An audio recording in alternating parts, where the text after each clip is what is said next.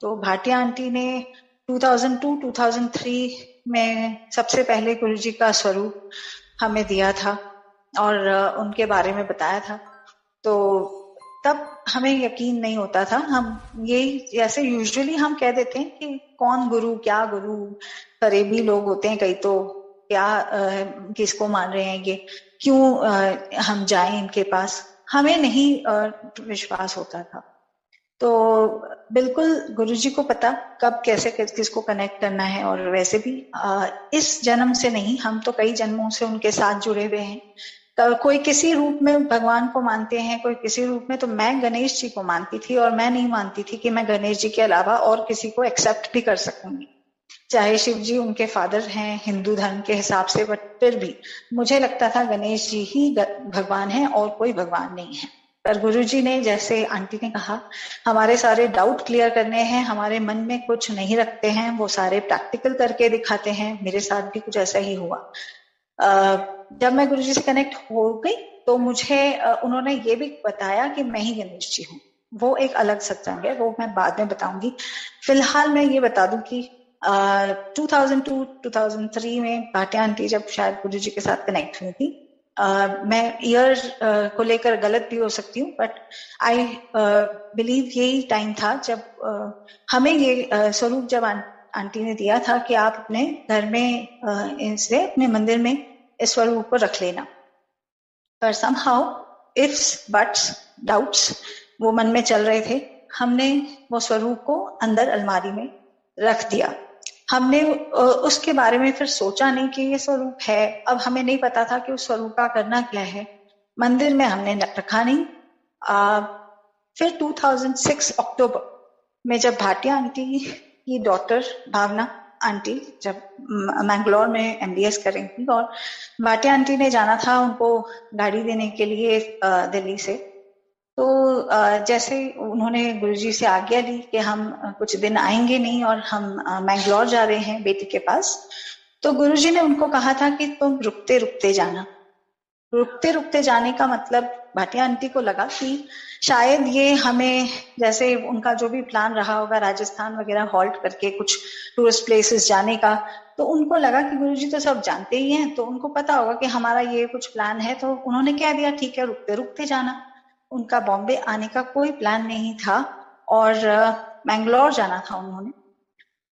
Somehow वो कुछ रास्ते मिस कर गए, कुछ रास्तों पे बहुत बुरे ट्रैफिक जैम्स में फंस गए और सडनली उनके दिमाग में गुरुजी ने ये आइडिया डाल दिया कि आप बॉम्बे चले जाओ। जब भाटिया आंटी बॉम्बे आई, हमारे घर आई, तब उन्होंने आकर बताया यही सब हुआ है और गुरुजी ने कहा था रुकते रुकते आना। और सडनली उनको रियलाइज हुआ कि गुरुजी ने ये तो नहीं कहा था कि तुम बॉम्बे होते हुए जाना, और समझ में नहीं आया हमें।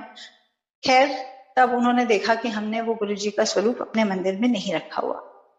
तो वो तो गुरुजी की इतनी स्ट्रॉन्ग फॉलोअर, और उनको ये चीज थोड़ी खराब लगी होगी कि आपने स्वरूप को कहाँ रखा हुआ है, अपने मंदिर में क्यों नहीं रखा। तो हमने जो उनके हाथ में स्वरूप दिया, जो उन्होंने बहुत पहले हमें दे दिया था, आंटी ने वो स्वरूप को हमारे घर के मंदिर में स्थापित किया।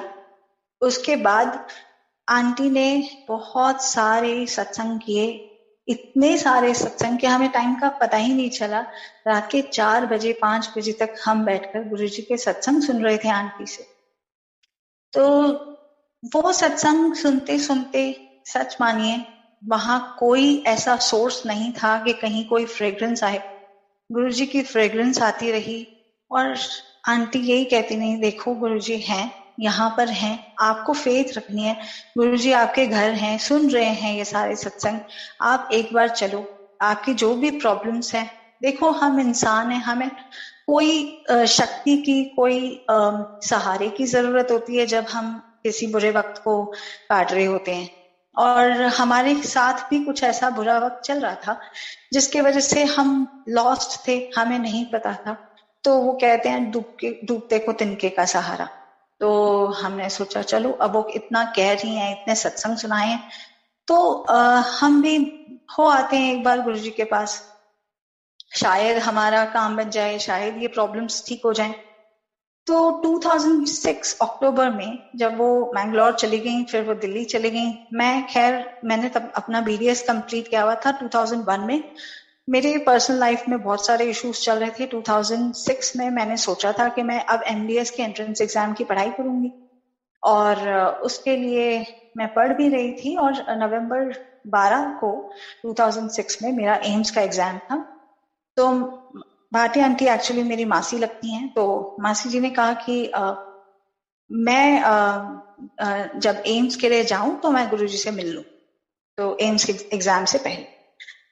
तो मेरा फर्स्ट वो ब्लेस्ड डे, मेरी जिंदगी का सबसे करीबी दिन 11 नवंबर 2006, जब मैं पहली बार गुरुजी से एम्पायर एस्टेट में मिली। वो मोमेंट ही कुछ खास था। आप सब जानते हो वो मोमेंट, जब आप गुरुजी को देखते हो, गुरुजी के ऑरा को देखते हो, आप भूल जाते हो कि आप कौन। आपको नहीं समझ में आता कि आप कहाँ आ गए। एक डिवाइन पावर, इतनी सुंदर शक्ति, इतनी गहरी शक्ति की वर्ड्स में मैं बयान नहीं कर सकती। पर जैसे मैं एम्पायर एस्टेट के बाहर पहुंची, मासी जी खड़ी हुई थी बाहर, तो उन्होंने कहा जल्दी अंदर चलो, गुरुजी कैजुअल्स में हैं, बहुत कम मिलते हैं गुरुजी कैजुअल्स में, चलो। तो मैं भागते हुए गई। मुझे नहीं पता था कि इसका मीनिंग क्या होता है। गुरुजी कैबिनेट पे बैठे हुए थे। मैंने मत्था टेका, और भाटी आंटी ने उनको बताया कि ये मेरी कजिन की बेटी है, बॉम्बे से आई है, इसकी लाइफ में कुछ प्रॉब्लम्स हैं। गुरुजी ने पंजाबी में कहा, मैं खैर पंजाबी नहीं बोल पाऊंगी, लेकिन मैं जो गुरुजी ने कहा वो यही कहा था कि मैं सब जानता हूँ, इन्हें कहो कि ये ऊपर चली जाएं, समाधि लगा कर बैठ। मुझे पहले ही दिन गुरुजी ने फर्स्ट फ्लोर पर एम्पायर एस्टेट के मंदिर में बैठा दिया, समाधि लगाने के लिए कहा। मैं बहुत ज्यादा मेडिटेटिव पर्सन नहीं थी उस टाइम पर, मुझे नहीं पता था समाधि लगाना किसे कहते हैं। मैं शब्द सुनते सुनते, मुझे नहीं पता मैं कौन से वर्ल्ड में चली गई, एक ट्रांस जिसे हम कहते हैं, कुछ अजीब सी दुनिया, एक अलग ही दुनिया। मुझे भगवान ने जैसे कोई कैलाश पर्वत के दर्शन, कुछ अलग अलग सी चीजें दिखाई जो मैं बयान नहीं कर सकती, बट बस मेरे आंखों में से आंसू निकले जा रहे थे। उतना मुझे पता था कि मैं सिर्फ रोई जा रही थी, मुझे ऐसे लगा, लेकिन फिर मैंने रियलाइज किया नहीं, मैं रो नहीं रही, पर ये तो कुछ अलग है। जैसे कि अंदर से कुछ, मेरे अंदर से कुछ निकल रहा है, कुछ साफ हो रहा है, कुछ अलग सी घटना हो रही है जो आज तक मेरे साथ कभी नहीं हुई। और एक शब्द मुझे नहीं याद है, कुछ भी याद नहीं कौन से शब्द चल रहे थे, क्या चल रहा था। पंजाबी मुझे बहुत ज्यादा आती नहीं, being a Punjabi still born and brought up in Mumbai, बहुत ज्यादा पंजाबी के साथ कांटेक्ट नहीं आया था, पहली बार शब्द सुन रही थी। कुछ शब्द के मीनिंग समझी, लेकिन जो सबसे ज्यादा दिल के करीब लगा वो ये लगा कि तुम एक कदम गुरु के आगे बढ़ाओ, गुरु तुम्हारे आगे 100 कदम बढ़ा के आ जाए। और इसके पहले का थोड़ा सा मैं बैकग्राउंड बता दूं कि हिंदू धर्म में कहा जाता है कि आपके लाइफ में गुरु की बहुत महत्वता है और गुरु का होना बहुत जरूरी है। तो मैं ये वंडर करती थी कि मेरे पास तो कोई गुरु है नहीं, और जो गुरु टीवी पर दिखते हैं वो तो अर्थ है नहीं, तो मुझे गुरु कैसे मिलेगा, और मैं गुरु को कहाँ ढूंढूं, और मैं अपना जन्म सार्थक कैसे करूं, और मुझे नहीं पता ये कैसे होगा, मुझे भी गुरु चाहिए। मैं भगवान के आगे, अपने गणेश जी के आगे कहती थी, गणेश जी गुरु क्या होता है मुझे नहीं पता, मुझे बताओ गुरु, मुझे गुरु चाहिए। तो मैं तो मन में मांगती थी गुरु, लेकिन शायद गुरु जी ने ये बात सुनी ली थी। तो कहते ना, गुरु खुद अपने शिष्य को ढूंढता है, तो वैसे ही गुरु जी ने खुद मुझे अपने पास बुलाया। मेरी कोई औकात नहीं है कि मैं गुरु जी के पास गई। नेक्स्ट डे एम्स का एग्जाम था, और इसमें भी एक सत्संग है। मैं उस समय एम्स का एग्जाम जो देने जा रही थी, तो बॉम्बे में बोरीवली स्टेशन पर हम वेट कर रहे थे, मैं और मेरे फ्रेंड्स, ये हम पश्चिम एक्सप्रेस से ट्रैवल कर रहे थे। सो मैं अपनी हॉल टिकट एग्जाम के लिए जो चाहिए वही इंपॉर्टेंट चीज भूल आई थी घर पर, जल्दी जल्दी में, टेंशन में मैं अपनी हॉल टिकट भूल आई थी। Of course without hall ticket आप एग्जाम के लिए अपियर नहीं कर सकते, वो भी एम्स के एग्जाम। सो मेरे फादर को वो अगर हॉल टिकट मुझे देने आना था तो उसके लिए 45 मिनट्स का टाइम चाहिए। गुरुजी ने वहीं से प्रैक्टिकल करना शुरू कर दिया, वहीं से दिखाना शुरू कर दिया कि देखो ये हूं मैं। अब होता यह है कि सडनली मेरे फ्रेंड्स मुझसे पूछते हैं अरे हॉल टिकट तो रख ली? तो मैंने कहा ठीक है मैं देख लूं, मैं भी एक बार क्रॉस चेक कर लूं, शायद मैंने रखी नहीं है या रख ली है, आई डोंट नो। मैंने देखा मेरे बैग में हॉल टिकट नहीं।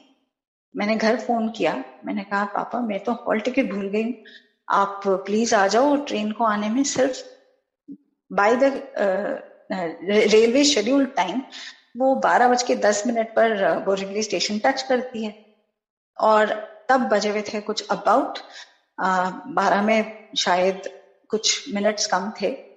सो फिर पापा ने बोला लेकिन तेरी तो ट्रेन मिस हो जाएगी या तेरी हॉल टिकट मिस हो जाएगी, तो नहीं हो सकता। मैंने कहा पापा यू ट्राई। तो पापा ने स्टार्ट किया वहां से, हॉल टिकट ढूंढा पहले जाकर, और हमें यहाँ स्टेशन पर खड़े हुए पता चलता है कि Paschim express, western railway has never committed this blunder as far as my knowledge goes. Paschim express को गलत ट्रैक पे निकाल दिया बांद्रा टर्मिनस से, और वो ट्रेन रॉन्ग ट्रैक पे चलते हुए जब उन्हें ये लगा कि ये ट्रेन गलत ट्रैक पे चल रही है, उसको फिर से टर्मिनस पे पहुंचाया गया और फिर से उसे वहां से निकाला गया। इस चक्कर में वो ट्रेन 45 to 50 मिनट्स लेट हो गई।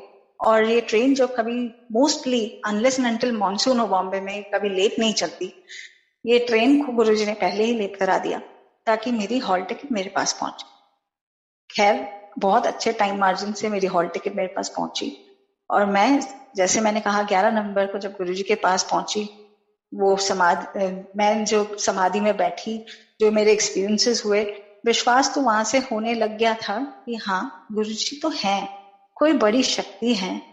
पर भगवान मानना थोड़ा सा मुश्किल हो रहा था क्योंकि मैं गणेश जी के चक्कर में थी। अब मुझे ये गुरुजी को प्रैक्टिकल करके दिखाना था ना कि देखो मैं ही हूँ सब कुछ। तो मैंने एग्जाम दिया, मैं बॉम्बे आ गई। मेरा नेक्स्ट एग्जाम था अगेन ऑल इंडिया का, जो कि 14 जनवरी को था। उसके बाद हर संडे को एक एक एग्जाम था जो मेरे एमडीएस के एंट्रेंस के लिए अलग अलग, अब तो खैर नीट हो गया है, लेकिन पहले बड़े बड़े इंस्टीट्यूट्स अपने अपने इंडिविजुअल एग्जाम्स रखते थे। महाराष्ट्र स्टेट का अपना एग्जाम होता था, ऑल इंडिया का अपना एग्जाम होता था। तो in that process every Sunday जनवरी में मेरा कोई ना कोई एग्जाम चल रहा था।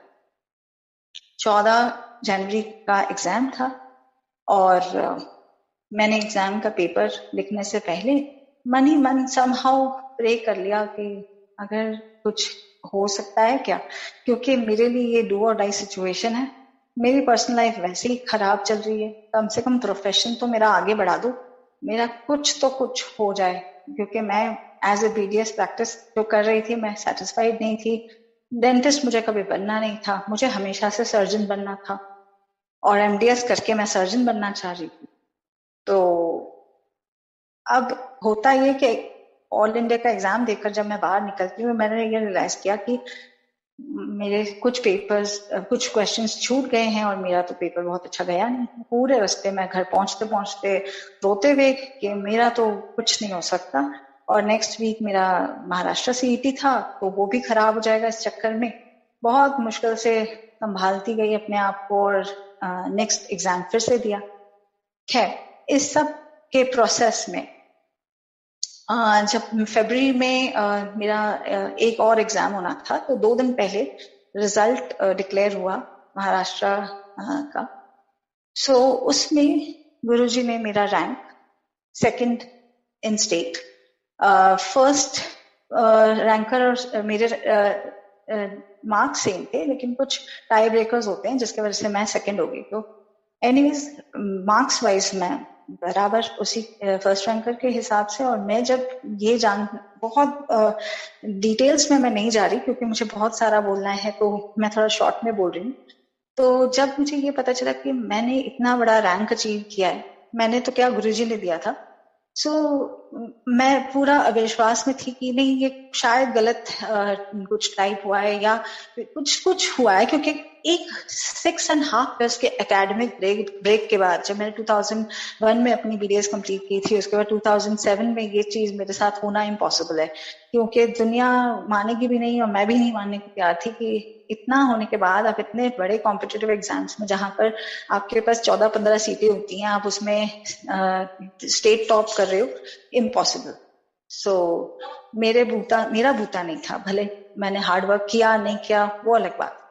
सो फिर जब मुझे लगा कि नहीं ये मेरा रैंक है ही नहीं, तो मैंने दूसरे 2-3 फ्रेंड से चेक करवाया कि हाँ भाई तुमने ही टॉप किया है, चलो। फिर मैं भागी गणेश जी के मंदिर में, और इतने में मम्मी ने भाटिया आंटी को फोन करके कहा, भाटिया आंटी कहती हैं अरे तुम कौन से मंदिरों के चक्कर में पड़ रहे हो, फिर से सारा समझाना पड़ेगा क्या। अच्छा, फिर हुआ ये कि उस समय महाशिवरात्रि आ रही थी, तो समहाउ भाटिया आंटी के कहने मुझे लगा हाँ चलो गुरु जी को थैंक्स तो बोलना बनता है। अब मैं शिवरात्रि है तो मैं जाती हूँ दिल्ली और गुरु जी को थैंक क्यों बोलते थे। तो महाशिवरात्रि के एक दिन पहले जब हम एम्पायर स्टेट गए, मेरी मम्मा भी चली थी साथ में, तो हम गुरु जी से जब मिल रहे थे तो मैं आगे थी, भाटिया आंटी के साथ में गए, तो उन्होंने बताया गुरु जी को कि इसके साथ एक मिरेकल हुआ है गुरु जी। तो गुरु जी कहते हैं अब और मिरेकल्स देखे जाओ। और फिर जब मेरी मम्मा ने उनके मत्था टेका तो गुरु जी ने कह दिया कल्याण किया। अब उस समय हमें नहीं समझ में आती थी इस सब की मीनिंग, हमें लगा हाँ ये कुछ तो कहने के लिए कह रहे हैं। खैर फिर मेरी तीसरी मुलाकात गुरु जी से महाशिवरात्रि के दिन पे हुई 2007 में। Again a very divine experience.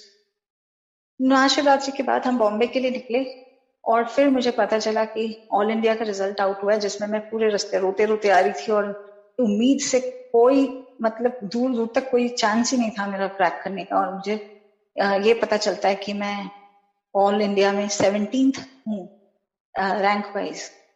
तब मुझे गुरुजी के वर्ड्स याद आए कि और मिरेकल्स देखे जाओ। तो मुझे तब गुरुजी ने ये प्रैक्टिकल करके दिखाया कि अब तुम डाउट करना बंद कर दो, मैं हूं तुम्हारे साथ और मैं तुम्हें सब कुछ दूंगा, सिर्फ तुम विश्वास रखो। और उसके बाद there was no looking back. मैं गुरुजी को बहुत मानने लगी और धीरे धीरे लाइफ में बहुत सारे चेंजेस होने लगे। उसी के बाद का एक सत्संग है, मम्मी के बैक पर एक बहुत बड़ा, अब करीब करीब 10 सेंटीमीटर बाय 10 सेंटीमीटर जितना बड़ा एक बहुत बड़ा पस ड्रेनिंग, जिसको हम अपनी भाषा में डॉक्टर्स कहते हैं कार्बंकल, जो कि जनरली डायबिटिक्स में होता है। और जैसे चाय की छन्नी होती है उतने सारे पोर्स होते हैं जिसमें से पस ड्रेन होती है, और without surgery, without plastic surgery वो हील नहीं होता। मम्मी ने कहा मैं एक एनेस्थीसिया और लेने के कंडीशन पे नहीं हूँ, और गुरुजी से प्रे करने लगी कि मुझे सर्जरी से बचा लो। मम्मा की रोज ड्रेसिंग्स मैं करती थी और 6-6 बार हम ड्रेसिंग चेंज करते थे। इतनी पस निकलती थी कि बिस्तर गंदा हो जाता था। हम बिस्तर के मतलब ड्रेसिंग और बिस्तर के बीच में इतने मोटे पैड्स रखते थे ताकि वो पस गद्दे को ना खराब कर दे। इतना सारा पस निकलना, और मम्मा की ये जिद कि नहीं मैं तो सर्जरी नहीं कराऊंगी, गुरुजी ने ठीक करना होगा तो मुझे ठीक करेंगे। और उस समय गुरुजी का स्वरूप जो हमारे घर में था, मुझे भी लगता था कि कुछ गुरुजी के फेस पर कुछ लाली सी और अजीब सी कुछ मुझे फील होने लगा, कुछ स्वरूप में कुछ है, कुछ जैसे गुरुजी अपने भक्तों की, अपनी संगत की परेशानियां अपने शरीर पर ले लेते थे। ये एक महासमाधि लेकर गुरुजी की कम से कम ये परेशानी खत्म हो गई। बेचारे जो अपने शरीर पर अपने भक्तों की परेशानियां लेते थे, कम से कम उनको वो चीज अब नहीं करनी पड़ती, क्योंकि अब तो वो पहले भी ओमनीपोटेंट ओमनीप्रेजेंट थे, अब भी हैं। लेकिन मुझे बड़ा बुरा लगता था कि हमें तब नहीं समझ में आती थी जब हम ये कह देते थे गुरुजी ये देख लो, गुरुजी ये कर दो, और गुरुजी अपने शरीर पर दूसरों के दुख दर्द ले लेते थे। पर एनीवे हमें नहीं पता था, इसलिए हमने इस तरह से प्रे कर ली कि मम्मी की प्रॉब्लम ठीक हो जाए। और खैर वो ठीक हो गई विदाउट एनी सर्जरी, जय गुरु जी, बिकॉज गुरु जी हैं। और फिर उसके बाद 30th of May 2007, 31st मई और 30th मई के बीच वाली रात मुझे ड्रीम दर्शन गुरु जी ने दिया। उस दर्शन में ऐसा हुआ कि मैं गुरुजी को कह रही हूँ, गुरुजी मुझे आपसे कुछ बात करनी है। तो गुरुजी कहीं जा रहे हैं, गुरुजी सफेद चोले में थे और गुरुजी कहीं जा रहे थे। मैंने कहा गुरुजी आप कहाँ जा रहे हो, मुझे बात करनी है आपसे। गुरुजी कहते हैं मुझे जाना है। मैंने कहा नहीं गुरुजी आप मुझे सुन तो लो, मैं क्या कहना चाह रही हूँ, क्यों जा रहे हो, पहले मेरी बात सुनो, प्लीज सुन लो। गुरुजी कहते हैं नहीं मुझे जाना हो। तो मैंने कहा गुरुजी प्लीज सुन लो ना। कहते हैं श्रद्धा रखो और श्रम करो, मुझे जाना हो। और गुरुजी डिसअपियर हो। मुझे तब नहीं समझ में आया कि ये अजीब सा ड्रीम मुझे क्यों आया, पर क्योंकि भाटिया आंटी ने बताया था कि जब गुरुजी का ड्रीम होता है तो गुरुजी साक्षात वहां होते हैं और आपको मंत्र जाप करना। मैंने वही किया। 31 मई मेरा पोस्ट ग्रेजुएट कोर्स शुरू होने वाला था, जो कि गुरुजी की ब्लेसिंग से मुझे मिला, जैसे मैंने आपको बताया रैंकिंग एंड दिस दैट। मेरा पहला दिन, मेरा कॉलेज का पहला दिन, और मैं रास्ते में थी, बस कॉलेज पहुंचने वाली थी। भाटिया आंटी का फोन मेरी मम्मी पे आते हैं और कहते हैं कि गुरुजी को एम्स ले गए हैं, गुरुजी के लिए प्लीज प्रे करो, वो बहुत खराब हालत में है और प्रे करो। हमें नहीं समझ में आ रहा था कि क्या चल रहा है। मतलब मैं बॉम्बे में हूँ, मैं गुरुजी को ज्यादा जानती नहीं थी और मुझे नहीं पता था कि क्या कैसे प्रे करो, किसको प्रे करो, जब वो महाराज खुद ही भगवान है, महाशिव है। अब मैं किसको प्रे करूं, क्यों प्रे करूं, और क्यों खुद से ठीक नहीं हो सकती, और इतना क्यों उन्होंने दूसरों की तकलीफ अपने शरीर पर ले ली कि उन्होंने ये दिन देखना पड़ा उनको। कुछ समझ में नहीं आ रहा था। खैर समाधि वाली न्यूज मुझे कॉलेज से घर पहुंचने के बाद मम्मा ने बताई, क्योंकि मेरा कॉलेज का पहला दिन था, मुझे नहीं पता था कि क्या हो रहा है। भाटिया आंटी से हमें पता चला बाद में। और जब मैं घर गई तो वो जो इमोशंस, जो आउटब्रेक था, जो हमें नहीं पता था ना कि गुरुजी ने शरीर छोड़ा है, गुरुजी ने हमारा साथ नहीं छोड़ा। क्योंकि उस समय तो यही सबको, आई एम श्योर सारी ओल्ड संगत जो है ये चीज को मानेगी कि उस समय हम सबको यही लग रहा था कि गुरुजी चले गए हैं, हमारी लाइफ से दूर